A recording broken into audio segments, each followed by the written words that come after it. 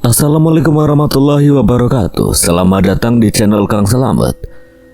Kali ini Kang Selamat akan membawakan kisah yang berjudul Talang Mama. Cerita ini ditulis oleh Alan Punjabi. Dan sebelum kita masuk ke ceritanya, buat kalian yang belum subscribe channel ini, tekan tombol subscribe-nya terlebih dahulu dan tekan tombol notifikasinya agar kalian tidak ketinggalan cerita seram lainnya dari Kang Selamat. Gak usah berlama-lama lagi, langsung saja kita masuk ke ceritanya. Talang Mama. Si pengung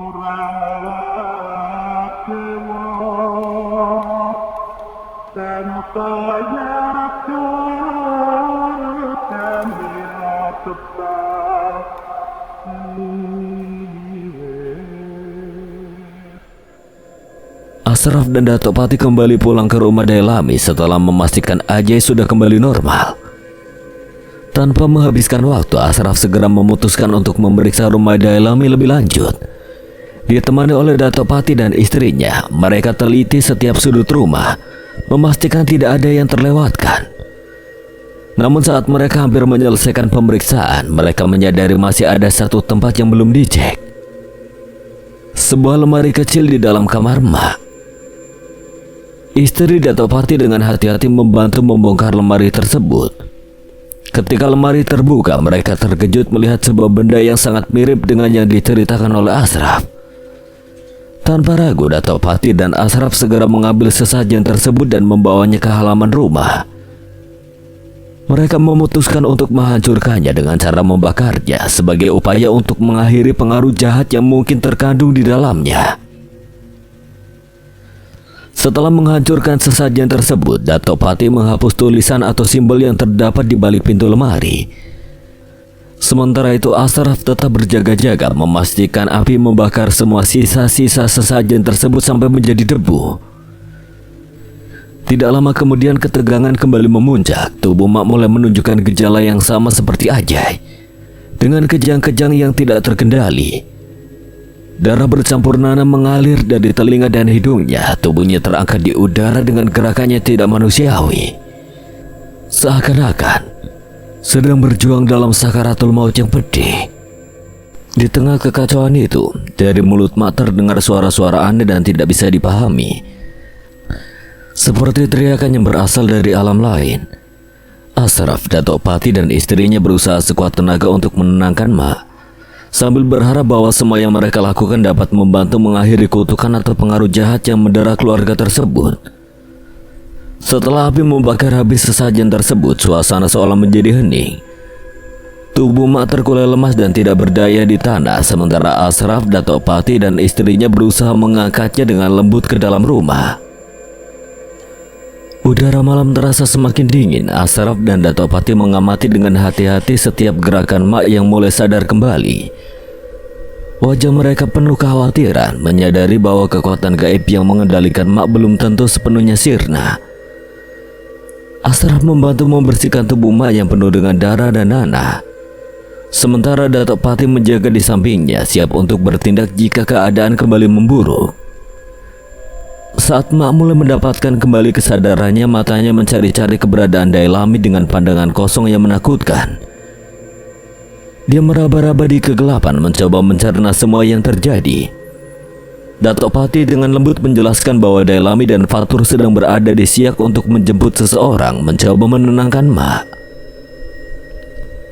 Namun di balik keadaannya yang tenang, Asraf dan Dato' Pati merasakan ada kegelisahan yang mengendap di dalam rumah tua itu. Mereka tahu bahwa perangkap spiritual belum sepenuhnya terpecahkan. Mak meskipun sudah sadar, masih terlihat terhubung dengan sesuatu yang tak kasat mata, sesuatu yang bisa kembali dengan kejahatannya lebih besar. Asraf, ini tidak mungkin terjadi begitu saja. Ada kekuatan gelap yang terlibat dalam semua ini. Mak, bisakah engkau ceritakan lagi tentang pria berjubah merah itu? Malam itu hujan deras turun membasahi tanah. Saya sedang berada di dalam rumah ketika tiba-tiba seorang pria misterius datang menawarkan perlindungan dari segala hal buruk. Dia mengenakan jubah merah dan seluruh wajahnya tertutup kain cadar merah. Dia membawa saya ke sebuah gubuk yang tersembunyi di tengah hutan.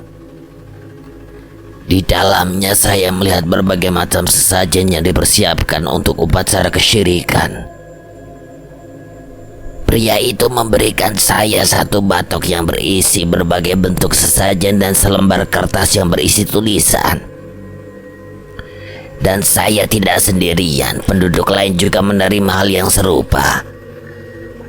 Ashraf dan Dato' Patih saling pandang, wajah mereka penuh selidik. Mereka tahu bahwa ini bukanlah sesuatu yang bisa dianggap enteng.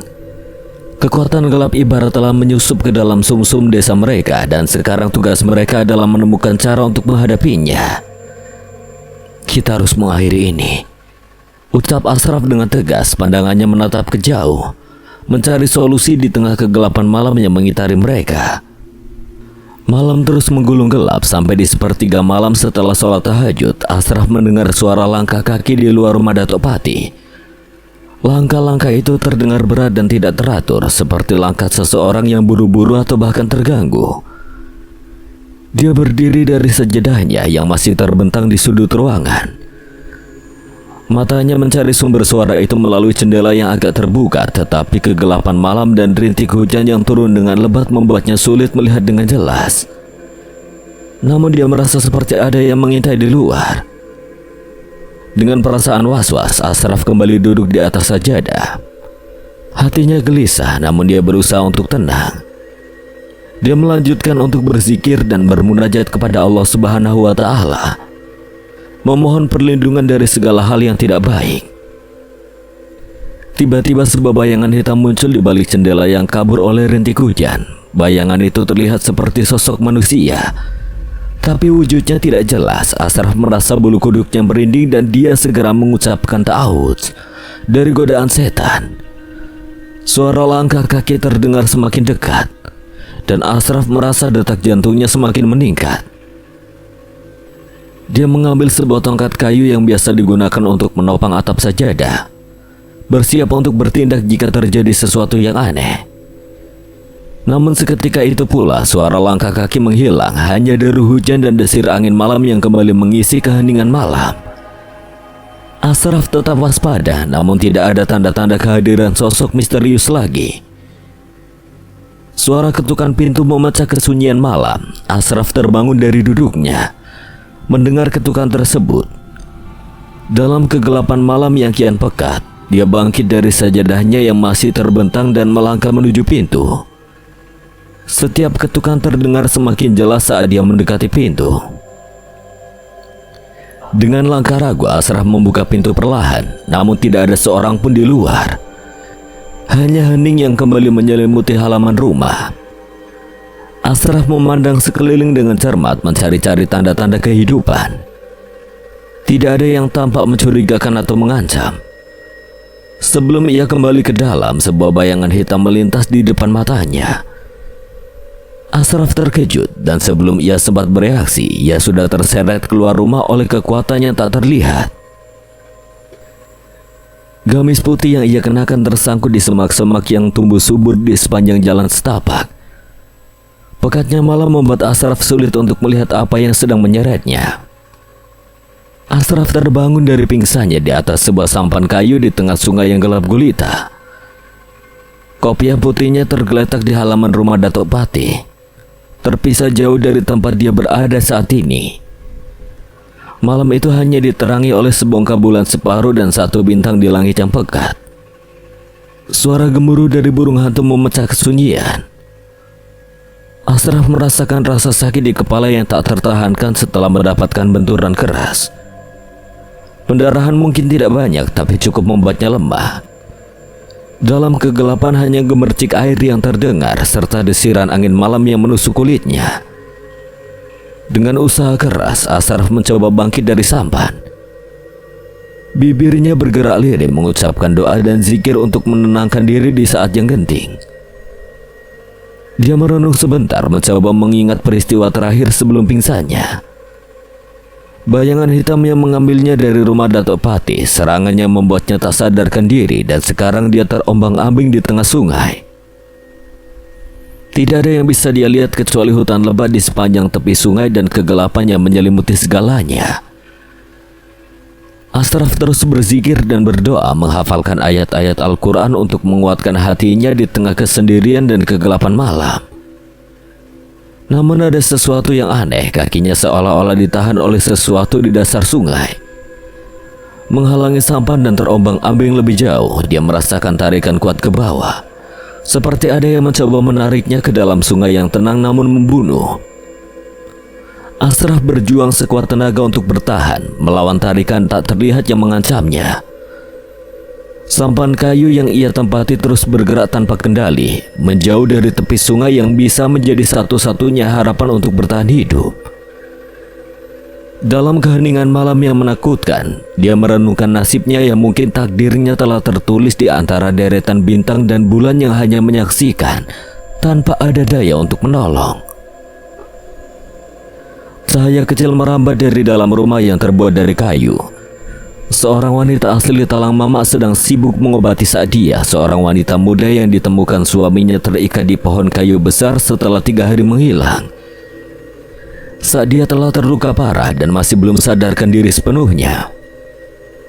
Wanita itu Ime namanya, merawat Sa'diyah dengan ramuan tradisional dari hutan, memastikan luka-lukanya terobati. Namun Sa'diyah tetap gelisah. Dia masih teringat keji dan sadisnya Iskandar membunuh orang tuanya. Ime memandang keluar melalui lubang kecil di dekat jendela, menantikan kepulangan suaminya. Ketika suara rintihan terdengar dari mulut Sa'diyah, Ime segera mendekat. Dia menenangkan Sa'diyah, mengingatkan agar tidak terlalu banyak bergerak.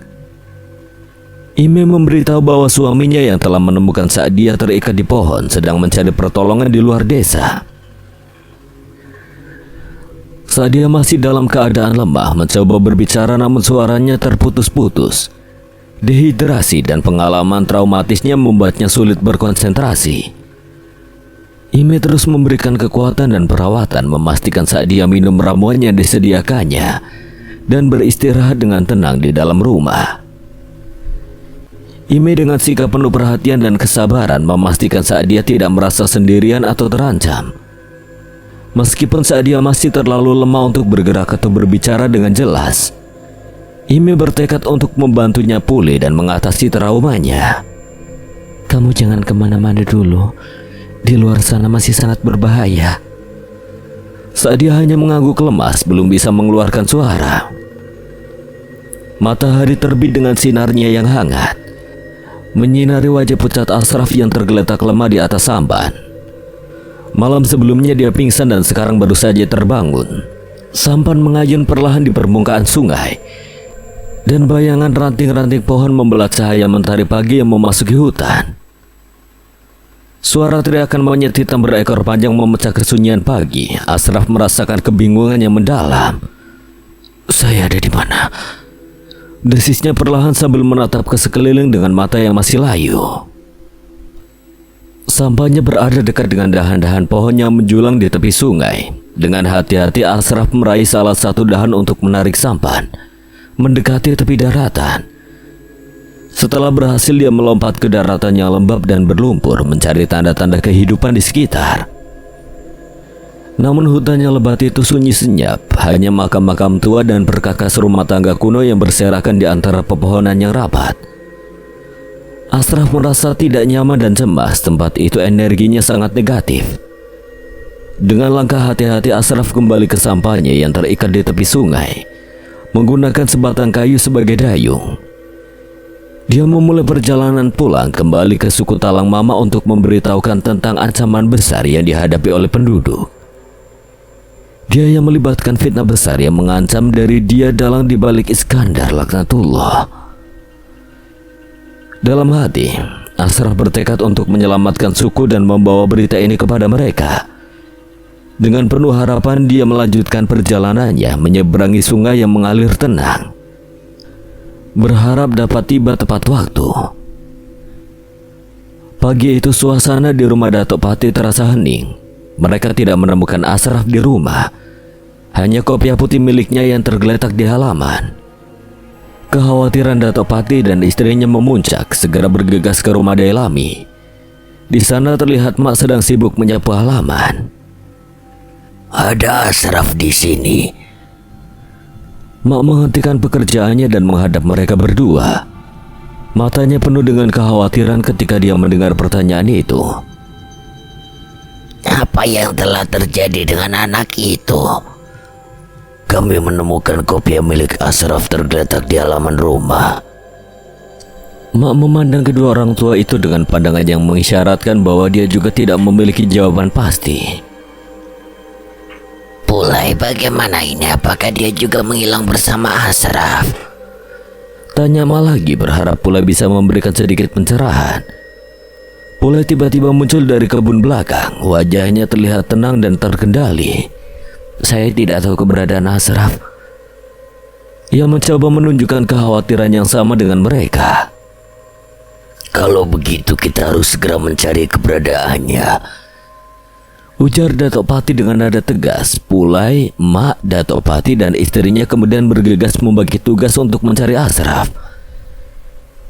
Di dalam hati Datuk Pati merasa ada sesuatu yang tidak beres dengan Pulai. Ekspresi wajahnya yang tenang seperti tidak sesuai dengan situasi yang tegang ini. Datuk Pati merasa ada sesuatu yang disembunyikan oleh Pulai. Mungkinkah Pulai terlibat dalam menghilangnya Ashraf semalam? Apakah ada alasan terselubung di balik perilaku damai dan bantuan yang diberikan Pulai kepada mereka? Pagi itu sinar mentari perlahan memasuki rumah gubuk milik Ime. Ime duduk di depan pintu rumah. Wajahnya terpancar ketenangan meskipun kekhawatiran masih menghantuinya. Dia memperhatikan Sa'dia yang duduk di dalam membaca ayat Al-Quran dengan tartil. Suara ayat-ayat suci itu mengalir dengan merdu, mengisi ruangan kecil itu dengan kedamaian yang jarang dirasakan dalam beberapa hari terakhir. Sadaqallahul Adzim. Apa yang barusan kamu baca? Itu surah Al-Falaq, salah satu surah yang ada di dalam Al-Quran. Ime hanya diam, dia ingin mendengar lebih banyak tentang Al-Quran. Al-Quran adalah kalam Allah yang diturunkan kepada Nabi Muhammad SAW secara mutawiratu bersambung dengan perantara malaikat Jibril, dan berpahala bagi orang yang membacanya. Al-Quran adalah bacaan kaum muslimin, kitab suci umat Islam dan petunjuk bagi manusia agar selamat dalam hidup di dunia. Oleh karena itu setiap muslim wajib membacanya dengan penuh khusyuk dan juga tadabbur.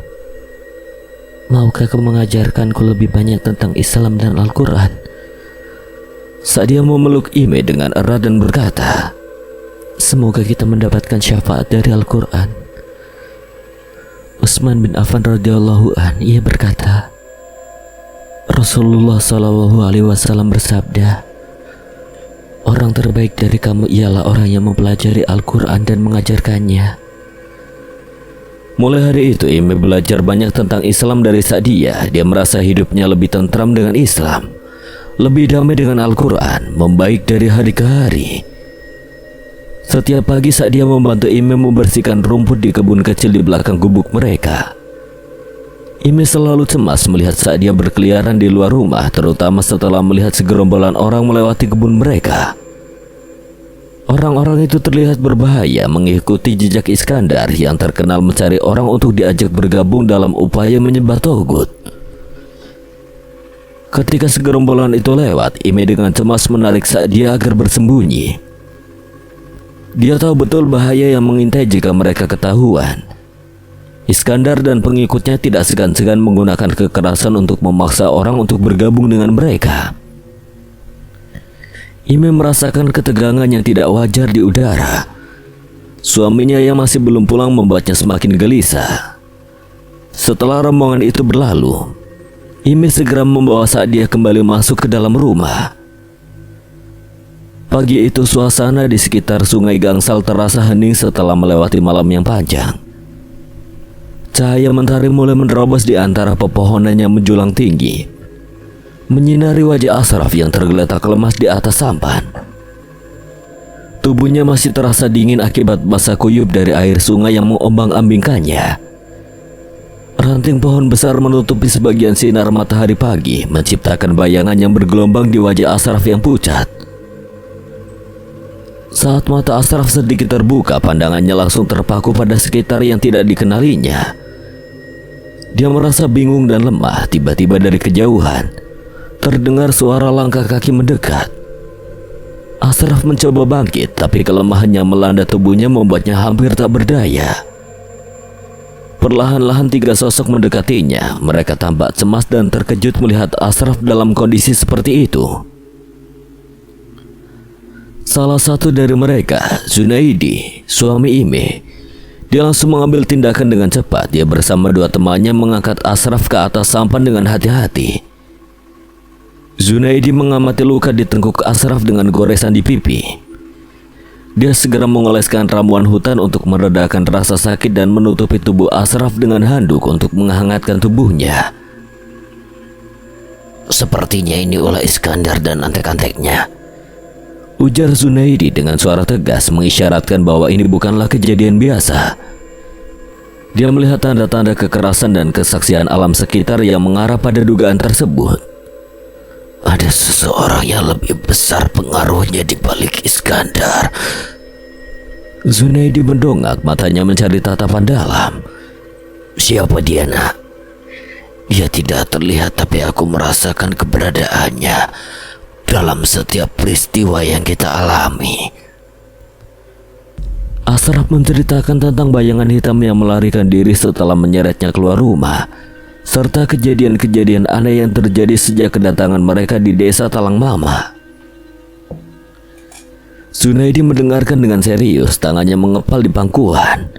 Kita harus mencari tahu siapa dia dan apa motifnya. Sementara itu di kejauhan, perahu motor melawan arus sungai dengan gesitnya. Suara mesin berdentum-dentum memecah keheningan pagi, sementara monyet hitam berekor panjang mengisi udara dengan nyanyian yang khas. Angin berhembus lembut, membuat daun-daun pepohonan bergoyang-goyang. Iskandar dan pengikutnya terus mengelilingi kampung, menyebarkan cerita-cerita yang meresahkan dan menciptakan kekacauan dengan mengadu domba di antara penduduk.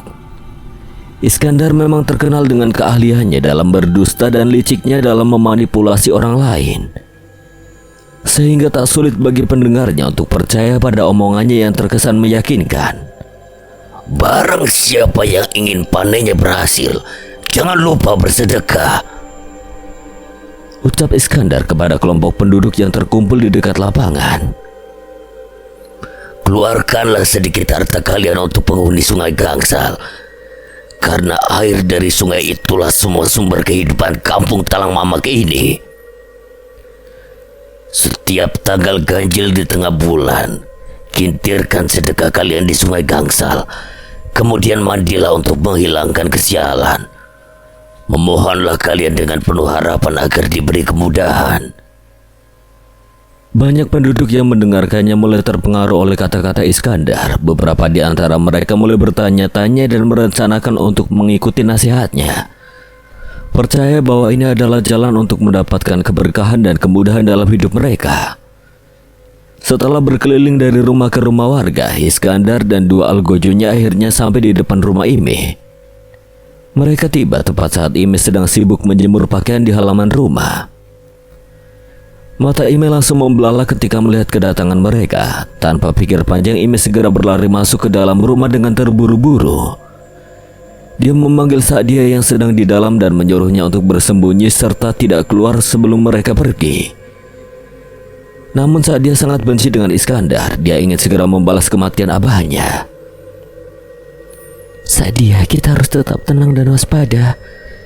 Jangan biarkan mereka menemukan kita di sini. Tahan amarahmu. Tunggu sampai waktu yang tepat untuk membalas semua perbuatannya, ucap Ime dengan suara bergetar, mencoba menguatkan hati Sa'dia yang terlihat ketakutan. Suara ketukan pintu dari luar rumah terdengar. Ketukan itu semakin kencang disertai panggilan. Keluarlah, ada kabar yang ingin kami sampaikan. Ime memastikan Sa'dia sudah bersembunyi. Setelah itu barulah dia membuka pintu. Terlihat Iskandar dan 2 pengikutnya berdiri persis di depan bibir pintu. Ime khawatir jika Iskandar mendapati Sa'dia di dalam rumah. Tanpa permisi, Iskandar menerobos masuk ke dalam rumah. Dia seperti mencium sesuatu. Wajahnya dengan beringas mengarah kepada Ime, lalu kembali dengan jeli melihat ke seluruh ruangan. Dia melihat jendela belakang terbuka. Iskandar berjalan mendekat ke daun jendela. Dia tidak menemukan siapa-siapa. Setelah menyampaikan berita pada Ime, mereka bertiga kembali mendatangi rumah warga Talang Mama yang lainnya. Sedangkan Ime bergegas mencari Sadia di semak-semak dekat rumah. Sadia. Tak ada jawaban. Sadia berlari masuk ke dalam hutan lebat dengan kakinya yang telanjang tanpa alas. Dan ujung kerudung putihnya tergantung tercabik-cabik oleh ranting-ranting di sepanjang jalan. Di wajahnya terlihat garis luka berdarah yang menyebar melintasi jidatnya dengan pelipis mata. Sebuah bekas yang mengingatkan pada kejadian traumatis yang baru saja terjadi. Langkah Sadia semakin dalam ke dalam belantara hutan, memotong dedaunan dan melintasi akar-akar pohon yang menjulang. Namun seketika langkahnya terhenti oleh sesuatu yang tak terlihat. Tubuhnya tersandung dan dengan suara keras, Sadia terjatuh. Wajahnya menghantam tanah dengan keras, menyebabkan rasa sakit menusuk di seluruh tubuhnya. Dia terbaring kesakitan di tanah yang lembab, mencoba dengan susah payah untuk bangkit kembali. Namun ketika dia melihat benda yang menyebabkan kejatuhan itu, napasnya terengah-engah. Kelemahan dan kepanikan mulai merayap ke seluruh tubuhnya. Saat dia meraba-raba tanah basah di bawahnya, menghirup aroma hutan yang kental dengan kelembapan. Wajahnya pucat, terselimuti kepanikan mendalam, napasnya naik turun dengan cepat. Denyut nadinya berdetak kencang di tengkuk, keringat dingin mengucur deras dari pelipisnya yang tergores. Kakinya yang tidak lagi mampu menopang berat badan terasa lemas seperti terlilit akar-akar hutan yang tak terlihat. Beberapa menit terasa seperti berjam-jam baginya saat dia berusaha menenangkan diri. Napasnya berat, tetapi setidaknya sedikit lega saat kecemasannya mereda sedikit demi sedikit. Namun ketika dia hendak mengangkat tubuhnya dari tanah, pandangannya tertuju pada pemandangan mengerikan di depannya. Di antara pepohonan lebat terdapat beberapa orang terikat di batang pohon besar. Mereka tampak tidak bergerak, tubuh mereka ditutupi kain berwarna hitam yang kontras dengan lingkungan hijau hutan. Saat dia menelan ludahnya, matanya membesar dalam ketakutan. Saat dia teringat dengan kejadian mengerikan yang baru saja dialaminya, kilatan memori Iskandar yang berwajah kejam memukulinya tanpa ampun dan mengenang kematian abahnya dengan kejam. Saat itu kepala Sadia tiba-tiba terasa berputar, seolah-olah semua pengalaman itu terlalu berat untuk dipikulnya. Tanpa bisa menahan lagi, tubuhnya merosot ke tanah dengan pusing yang begitu hebat, dan akhirnya kesadarannya pun memudar. Beberapa saat kemudian saat dia terbangun dengan perasaan lemas yang masih menyelimutinya, dia merasakan tubuhnya sedang ditarik ke belakang, ditarik ke dalam semak belukar yang lebat. Orang yang menolongnya mengenakan hoodie hitam dengan penutup kepala sehingga wajahnya tidak bisa dikenali dengan jelas. Saat dia hanya bisa merasakan getaran dari suara pernapasannya yang tenang. Seperti matahari yang semakin merosot di ufuk barat, suasana di rumah Ime semakin terasa lembab. Ashraf dan suami Ime duduk di ruang tengah, sementara Ime sibuk mengatur segelas minuman hangat untuk Ashraf. Raut wajah mereka mencerminkan kekhawatiran yang mendalam, terutama ketika Ashraf bertanya tentang wanita yang mereka bicarakan sebelumnya. Wanita itu hampir mati. Ashraf mencoba memahami situasi dengan lebih baik. Ime datang dan duduk di samping suaminya, bergabung dalam percakapan. Dia dipaksa menikah dengan Iskandar setelah ayahnya meninggal dunia 2 pekan yang lalu. Kita harus mencarinya dan menyelamatkannya dari Iskandar.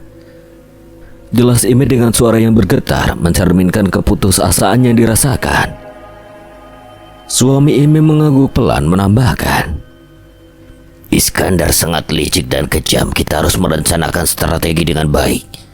Kalau tidak, kita bisa menjadi sandera selanjutnya. Lalu apa yang harus kita lakukan sekarang?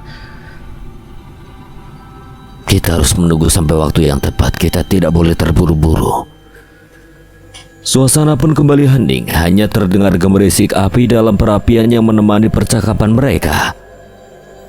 Mereka tahu dalam kegelapan malam yang mulai menjelang, pilihan-pilihan sulit menanti di depan mereka, menuntut keberanian dan ketegasan dalam menghadapi kejahatan yang mengintai dari bayang-bayang. Datuk Pati dan istri menatap Pulai dengan kebingungan. Saat ia tidak menjawab pertanyaan mereka tentang keberadaannya, kotoran dan bekas darah di bajunya menambah kecurigaan mereka. Tapi Pulai dengan cepat menghindari tatapan mereka dan menuju ke kamar mandi untuk membersihkan diri. Sementara itu, di ruang tengah, suasana makan malam yang sudah tersaji menanti Pulai. Saat dia muncul dengan goresan luka di belakang telinga, ibunya segera bertanya dengan penuh perhatian. Pulai menjelaskan bahwa luka itu hanya akibat terkena ranting kering saat pulang dari hutan. Mencoba menjelaskan dengan santai sambil menikmati hidangan yang disajikan. Namun pertanyaan tentang Ashraf membuat Pulai terlihat tidak begitu peduli ketika ditanya oleh Datuk Pati tentang keberadaan Ashraf yang tidak pulang selama 2 hari. Pulai hanya merespon dengan acuh tak acuh, menganggap Ashraf mungkin pergi ke Jakarta karena merasa terancam. Dia sudah 2 hari belum kembali. Mungkin saja dia sudah ke Jakarta karena merasa hidupnya terancam di sini. Semua barangnya masih ada di sini, mana mungkin dia ke Jakarta. Pulai mengaduk-aduk nasi dan lauk pauknya dengan tangan. Ibu Pulai menyarankan untuk mencari Ashraf di batas hutan setelah makan, mencoba menawarkan bantuan dalam mencari sahabat mereka yang hilang. Datuk Pati hanya bisa mengangguk setuju, tetapi tatapan mereka masih penuh dengan kecurigaan terhadap Pulai yang tampaknya menyembunyikan sesuatu. Setelah sholat Isya berjamaah di dalam rumah kecil milik Imi dan suami, Ashraf dan suami istri itu melanjutkan dengan bertilawah Al-Quran. Mereka bertiga membaca surah Al-Baqarah. Dalam sebuah hadis dijelaskan, sesungguhnya segala sesuatu punya puncak, dan puncak Al-Quran adalah surat Al-Baqarah. Dan sesungguhnya setan jika mendengar surah Al-Baqarah dibaca, maka ia akan keluar dari rumah yang dibaca di dalamnya. Di antara hikmahnya adalah kita akan mempersering membaca surat Al-Baqarah. Tidak ada dalil yang menerangkan jaminan bahwa setan tidak akan lagi kembali ke rumah setelah dibacakan surah Al-Baqarah. Setan mungkin saja kembali setelah selesai pembacaan surah Al-Baqarah, sebagaimana yang terjadi pada azan. Setan lari terbirit-birit ketika mendengar azan. Namun setelah azan selesai, setan kembali lagi untuk menggoda orang-orang sholat. Demikian pula yang terjadi pada pembacaan surat Al-Baqarah di rumah. Wallahu a'lam bishawab. Tidak lain adalah perintah memakmurkan rumah dengan sholat dan membaca Al-Quran. Imi melepas mukenanya, lalu digantungkan di paku tembok rumah, bergegas menuju dapur untuk menghangatkan makan malam, sedangkan suaminya dan Ashraf lanjut berbincang tentang agama lebih dalam. Lampu templok yang semprongnya sudah hitam menyinari isi rumah tersebut. Apakah togut itu hanya mereka yang disembah dan menyembah selain Allah? Seseorang atau sesuatu yang disembah dan dimintai pertolongan oleh manusia selain Allah Subhanahu wa Ta'ala, sedang ia rela dengan yang demikian, itu adalah togut. Hakim yang tidak memutuskan menurut apa yang diturunkan Allah Subhanahu wa Ta'ala. Orang yang mengaku mengetahui ilmu gaib selain Allah Subhanahu wa Ta'ala, termasuk juga penguasa zalim. Allah Ta'ala berfirman, Alam ahad ilaikum ya bani Adam ala ta'budu syaitan, innahu lakum aduwwum mubin. Artinya, bukankah aku telah memerintahkan padamu hai Bani Adam supaya kamu tidak menyembah setan? Sesungguhnya setan itu adalah musuh yang nyata bagi kamu. Makan malam sudah siap untuk disantap. Ime mengambil cuci tangan dengan mangkuk plastik kecil. Ashraf mempersilahkan tuan rumah untuk menyendok terlebih dahulu. Mereka menikmati makan malam dengan suara jangkrik yang memberisik di luar rumah. Setelah selesai makan malam, Ashraf dan suami Ime keluar untuk melihat keadaan kampung Talang Mama. Sedangkan Ime tinggal di rumah membereskan bekas makan malam tadi. Langit di luar rumah begitu gelap, tidak ada bintang maupun bulan. Angin malam berhembus disertai embun yang membuat dedaunan menjadi basah. Awan hitam disertai kilat membuat malam semakin mencekam. Penduduk kampung tidak terlihat, rumah-rumah mereka sunyi, seperti tidak ada tanda-tanda kehidupan. Tempat tongkrongan yang biasanya ramai menjadi sunyi, tidak ada satu orang pun di sana. Ashraf dan suami Ime masih memantau dengan sembunyi-sembunyi. Tak berselang lama kemudian mereka melihat suami istri berlari-lari kecil sambil membawa nampan dengan isi yang tidak jauh berbeda dengan sesajen. Mereka berdua mengikuti suami istri tadi hingga ke bibir sungai. Betapa terkejutnya Ashraf dan suami Ime ketika sampai di sana. Mereka melihat sebagian penduduk Talang Mama sedang berendam dengan merintis sambil menganyutkan sesajen dengan ukuran nampan besar. Mereka beranggapan dengan cara tersebut adalah salah satu untuk bersyukur atas nikmat yang sudah mereka rasakan. Terlihat Iskandar berdiri di atas sampan sambil berteriak, Sungguh harta kalian dan kenikmatan yang kalian miliki itu tidak lain didapatkan dari ilmu yang aku miliki. Maka bersyukurlah kalian dengan semua ini. Berikan sedikit hasil panenmu untuk sungai Gangsal ini.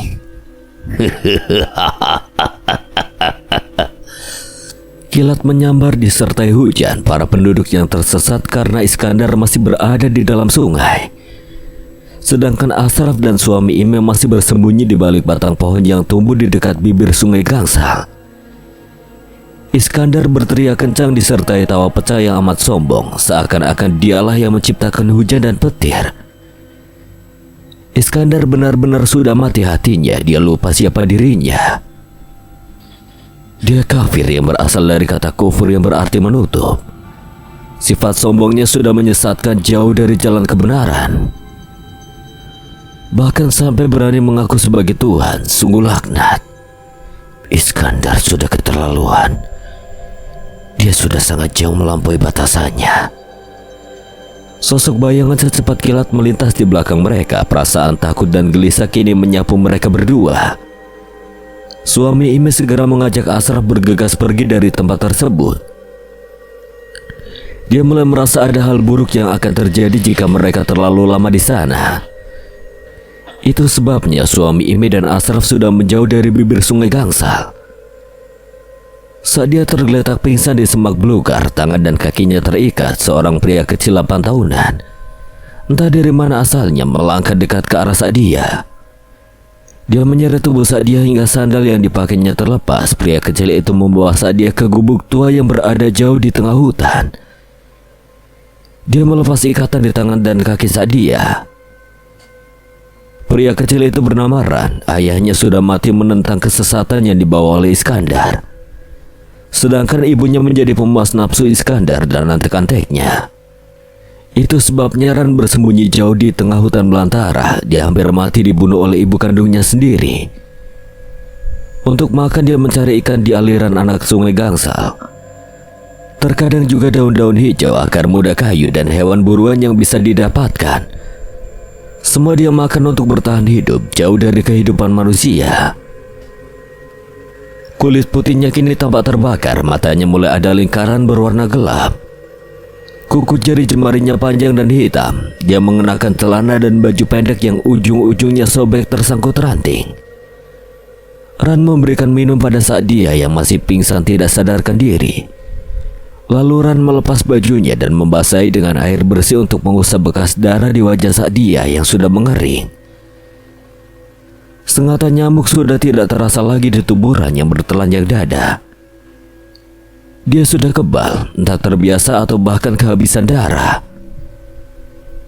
Gelap menggulung matahari. Ran menemani Sa'dia di dalam gubuk.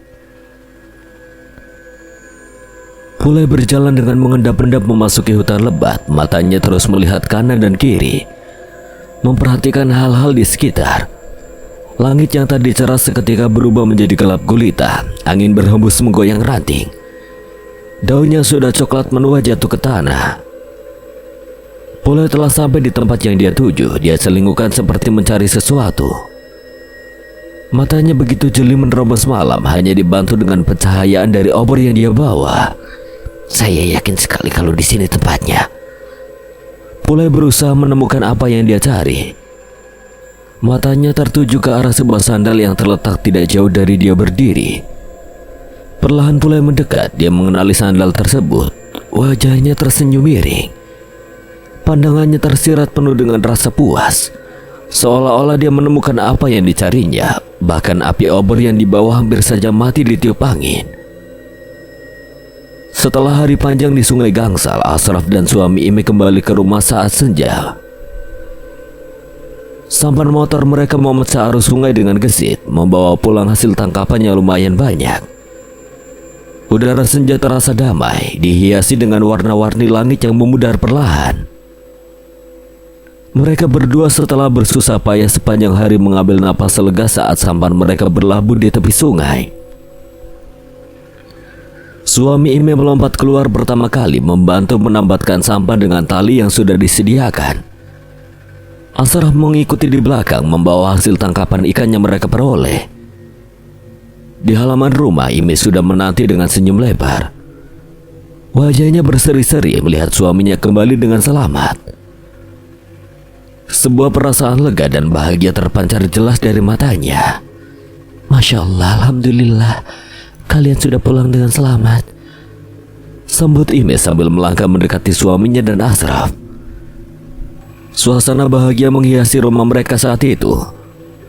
Lampu templok di halaman mulai menyala menambah kesan hangat di udara yang mulai mendingin. Namun kehangatan itu tidak berlangsung lama. Tapi kenapa rumah terlihat gelap, tidak seperti biasanya? Tanya Ashraf menyadari bahwa rumah tampak sepi. Suami Ime menghela napas melangkah lebih cepat menuju pintu masuk. Hatinya merasa cemas sekaligus penasaran. Mungkin Ime sudah masuk dulu ke dalam, atau ada sesuatu yang terjadi. Mereka berdua segera masuk ke dalam, tapi ketika sampai di dalam, tidak ada tanda-tanda kehadiran Ime. Ruangan gelap dan sepi, hanya lampu templok yang remang-remang menerangi ruangan. Ime, kamu di mana? Panggil suami Ime dengan suara terbata-bata, mencari keberadaan istrinya di setiap sudut ruang tamu. Ashraf mengangkat lampu templok yang tergantung di dinding, membawa cahayanya ke seluruh ruangan. Wajahnya penuh kekhawatiran saat melihat keresahan yang tak terucapkan dari wajah suami Ime. Tidak ada di sini. Dia biasanya menunggu di sini setelah kami kembali. Coba ingat di mana dia biasa pergi. Ashraf mencoba membantu suami Ime mencari petunjuk. Tapi dalam kegelapan yang semakin menyelimuti, jawaban pun belum terlihat jelas. Mereka berdua berdiri di tengah keheningan dengan perasaan yang semakin tegang menggelayuti hati. Sadia yang masih merasa tidak yakin terhadap Ran meskipun anak itu telah menawarkan air minum. Turun perlahan dari gubuk, tubuhnya masih terasa lemah. Namun rasa lapar dan kehausan akhirnya memaksa dia untuk mendekati Ran yang sedang sibuk memanggang ikan di atas api kecil. Ran memperhatikan Sadia dengan cermat, menunggu dengan sabar sampai akhirnya Sadia mendekatinya dengan hati-hati. Dia mulai merasa lega saat Sadia mulai melongokkan kepalanya untuk memperhatikan proses memasak ikan yang sedang dilakukan.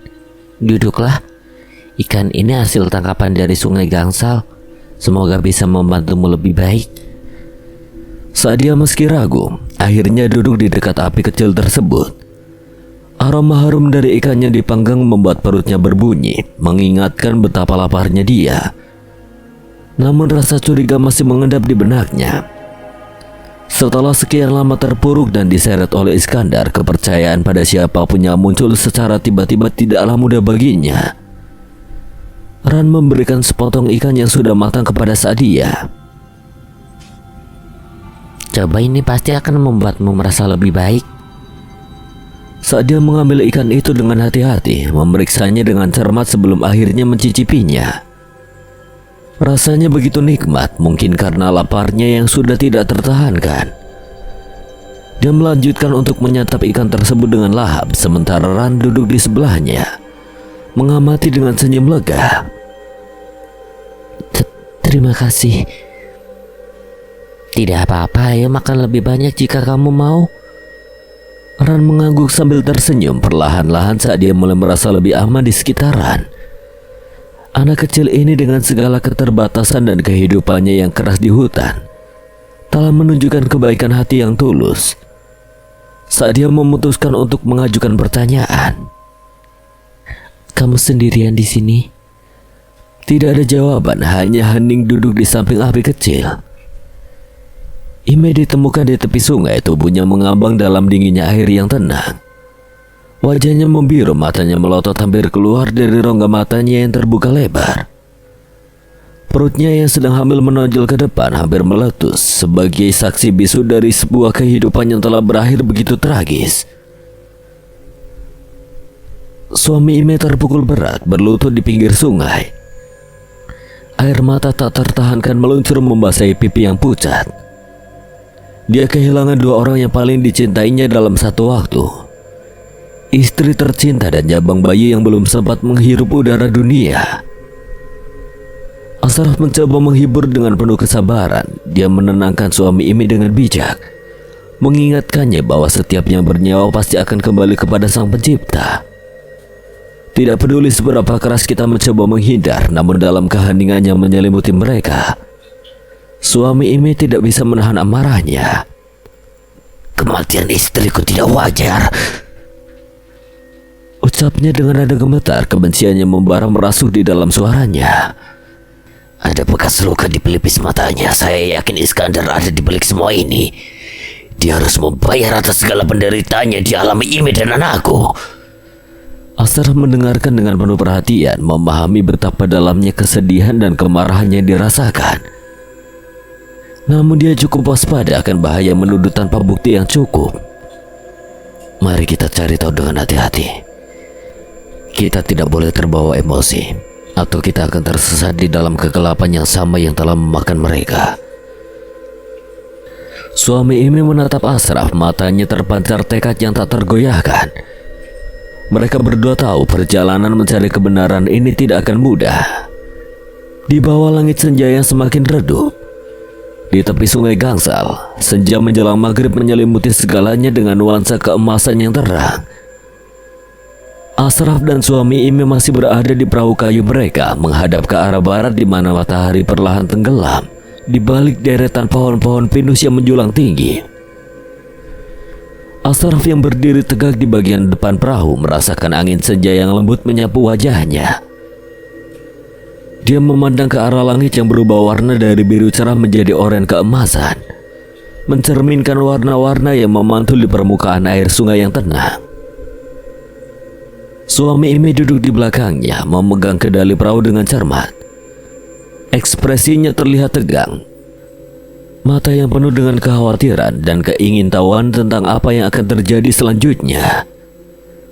Tinggal sebentar lagi, gumam Asraf, suaranya hampir tenggelam di antara gemerisik angin dan riak-riak air sungai. Suami Imi mengangguk pelan, tidak melepas pandangannya dari langit yang semakin meredup. Kita harus mempercepat sebelum malam benar-benar tiba. Perahu mereka melaju di atas air yang tenang pada sisi-sisi sungai. Pohon-pohon pinus menjulang tinggi menciptakan bayangan-bayangan panjang yang mengarah ke air. Beberapa burung terbang pulang ke sarang mereka, mengisi senja dengan nyanyian lembut mereka. Asraf menarik napas dalam-dalam, merasakan kehadiran gelap yang menggantung di udara. Aku merasa ada yang mengintai kita. Aku juga merasakannya, kita harus siap. Mereka berdua memperhatikan tepi sungai yang gelap, mencoba menangkap setiap gerakan atau suara yang mencurigakan. Di kejauhan beberapa hewan liar menggerakkan diri, tetapi tidak ada tanda-tanda kehadiran manusia. Tunggu. Asraf tiba-tiba menunjuk ke arah sebuah kegelapan di antara pepohonan di seberang sungai. Ada sesuatu di sana. Suami Ime mengerenyitkan dahi, mencoba melihat dengan lebih jelas. Aku tidak melihatnya. Senja mulai memudar menjadi malam di tepi sungai Gangsal. Asraf dan suami Ime duduk tegak di atas perahu. Mata mereka waspada memantau setiap gerak di sekitar mereka. Dari kejauhan Asraf melihat Pulai tengah berbicara dengan seseorang yang mengenakan jubah hitam Detik-detik berikutnya bayangan orang tersebut lenyap dengan cepat di antara rimbun pepohonan. Siapa orang yang tadi berbicara dengan Pulai? Asraf mencoba menahan kekhawatirannya. Tidak, saya hanya melihat Pulai sendirian. Asraf menarik nafas dalam-dalam. Dia yakin bahwa ada sesuatu yang tidak beres. Ketika perahu hendak sandar di tepi sungai, dia merasa ketegangan semakin pekat menggelayutinya. Dia mengangkat tangan untuk menghentikan suami Ime yang hendak menepi. Kita tidak boleh berhenti di sini. Ada yang mengawasi kita. Saya yakin itu jebakan Iskandar. Kenapa?